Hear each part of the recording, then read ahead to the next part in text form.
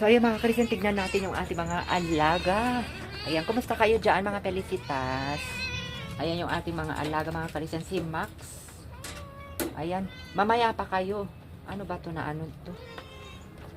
Ayan mga Kristen, yung ating mga alaga na sina Samba, Max, Luna. Ayan, andito rin ng ating, saka si Mama Cat Orangey. Andito rin si Felisa. May tubig ba kayo, ha? May tubig ba?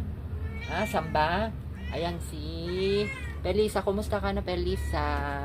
Ayan mga Karisan, yung ating mga alaga. Hindi pa sila kumain, pero bibilhan natin ng kanilang mga kakainin dahil may nagbigay sa ating GCash. Ayan, ibibili po natin lahat ng kanilang cat food. Ayan, maraming salamat sa ating ka-listeners na nagbigay. God bless you. Ayan lamang yung aming update ng ating mga Felicitas.